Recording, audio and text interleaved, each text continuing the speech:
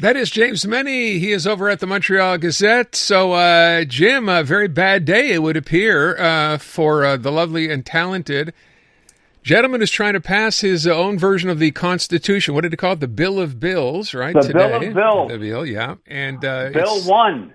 Yeah, and it's not going to happen for Simon Jolin Barrette. No, because he's accusing the opposition of obstructing him. And if turning around and saying, listen, you were assigned to build a chest of drawers in shop class and came back with an ashtray, yeah, that's obstruction. But the bottom line here is you don't put together a fundamental, foundational document like a constitution for a province or a nation or whatever you want to call it by, doing 90% of the work on you in the privacy of your own office, Aaron, and then sort of running it by, we'll run it by some other politicians, ignoring essentially the concerns of First Nations. The whole thing, I mean, and on top of everything else, you don't make it a law that could be rescinded by the next government. The whole thing is just, the whole process was more performative, CAC BS, and I'm very sorry, Mr. Jean Barrette. And I guess to a certain extent, he's particularly bitter because it looks like, right now the odds say, Aaron, he will not be the Justice Minister after October. He probably won't even be in cabinet after October. He may still be an MNA, but he'll be on the wrong side of the legislature to try and ram through any constitutions. But let this be a lesson to the rest of you. Yeah, and I'm looking at you, Charles Milliard. The last thing anyone in Quebec is interested in, despite what you may be hearing from your, entourage of advisors, is a constitution. So stop talking about it. Stop alluding to it. If someone asks you about it, just say, listen, I got bigger fish to fry, my friend. Let's move on. Because this is yet another example of how Quebec, and then it complains, right, that nothing is working. But one of the reasons why nothing is working is because we're ignoring the fact that there are flames coming out of the engine. And in the meantime, we're talking about buying a new car. So there you go. Yeah. But this has been typical of the CAC, and to a certain extent, it's been typical of a lot of the governments that preceded it, liberal governments as well. We're always putting things down the road. We're always being, the threat of separation, identity, whatever. And you look at poll after poll after poll, and nobody dares say this. Nobody on any side of the legislation, Aaron, is ready to turn around and say, listen, we're wasting precious time, and you know what? We're not going to get that time back. And this world, this increasingly brutal, changing world, is not going to cut any slack. And as I say, wait for Quebec to figure out what it wants to be once it grows up. By the way, the same would apply to maybe to Paul St. Pierre Plamondon and this Blue Book idea that that's his next pet project, right? Well, the Blue Book. I mean, I think there's like a warehouse the size of the one we saw in Raiders of the Lost Ark that's full of PQ plans for a sovereign Quebec, and they're all gathering dust, and it never went anywhere. But it's also it's almost like a script for an infomercial. You don't really take it that seriously, but once again, is there a problem? Separation is the answer. You're suffering from, you're logy and sluggish. Separation is the answer. It's as simple as that, Aaron. Yeah. And the thing is, we're laughing, and Quebecers are laughing, and they're rolling their eyes. And guess what? Thus far, until we see the next poll, this is the government in waiting. God help us all. I just want to mention, I had Jean-François Lisée on the other day, right? Because he's got a brand new book on René Lévesque and Pierre-Louis Trudeau. And I asked him at the end of it all, because, he was trying to obviously let us know what's in the book, which seems really interesting. And I asked him about the PQ, and I think I might have mentioned it to you at the time. But his thinking now is that Paul St. Pierre Plamondon, who obviously can't give up on the idea of separation, right? That's the number one item in their agenda, says, you know what? His explanation was, with Donald Trump in office, and he'll still be in office, of course, come our election. That's only a few months away. He's going to, if they get elected, he would push back the idea of a referendum until Donald Trump was no longer the American president. Like that's some kind of a guarantee, but that's what he thinks the plan will be. But even if things go according to plan, even if Donald Trump respects the constitutional process, the fact of the matter is Quebecers don't have the time to wait around and see if things are going to get, the best way to proceed is to presume that everything's going to get worse and be prepared to deal with it. And this idea that, you have the luxury of sitting back and waiting to see how things are going to happen. No. This is for real stuff. Quebec's economy was always anemic, no matter, where Donald Trump was. But the fact is now it's increasingly compromised. I think I saw that the entire metallurgical industry in Quebec, which is huge, has seen its level of business drop by like 30% since these tariffs went into effect. That, of course, is going to have tremendous spin-off throughout the province.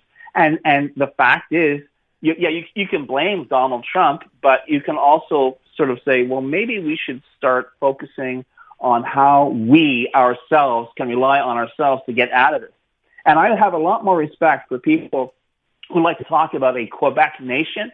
If they gave me a blueprint of how to make this nation survive the world, the real world in which we live in, rather than, endure the Anglo oppression and all the perceived grievances. Like I say, I think Quebecers have had enough of a political party that is the equivalent of a sulking teenager that, in fact, has been sulking for half a century. By the way, I wanted to follow up. Yesterday, Christine Frechette met with Daniel Smith. She was in Quebec City with her. Any follow-up from that today? Have you seen anything in the French press? So. No? No. I mean, the whole Caberta and that nonsense got covered. But listen, like I said, it was just let's talk about them. Here we are. Here's the photo op. And we're done. Look, okay. And we're done. And thank you and good night. And I need to change. Smith needs to change the channel. Because, I mean, it's closing in on her there in Alberta with the whole separation thing. And Christine Frechette, even though, that's a story for another day, but even though at the beginning she was considered the great savior, not just for the CAQ, but for Quebec, now all of a sudden she's kind of like her stock has begun to tumble.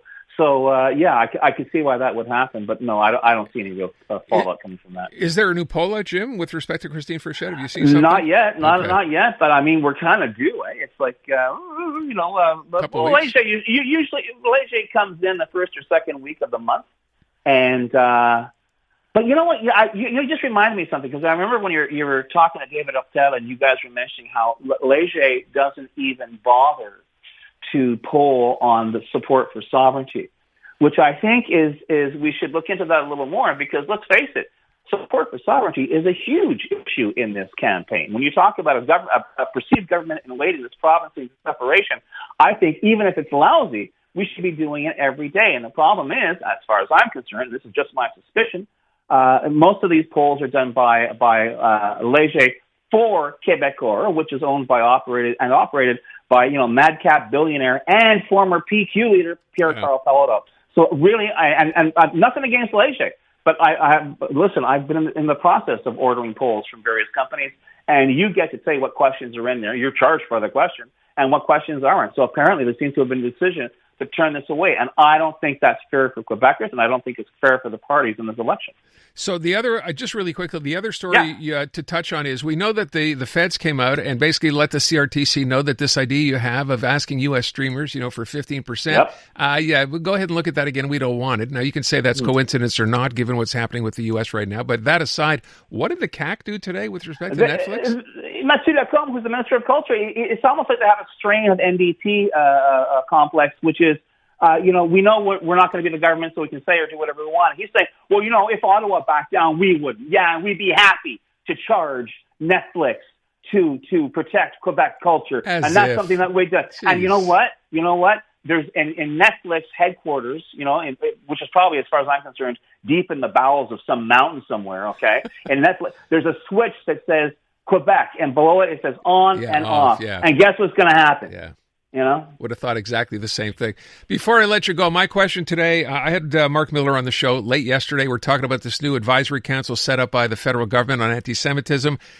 Based on what you've heard so far, my question is, does this really change anything? I mean, this was Mark Carney standing up in front of a Toronto synagogue, not on the floor of the House of Commons, making this announcement.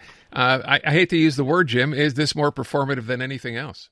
I think it is. I'm sorry to say. And, the fact is, I'm also sorry to say that anti-Semitism is hardly new. The fact that it is more visible clearly is a function of what's been happening in the Middle East, and which doesn't explain it and doesn't excuse it.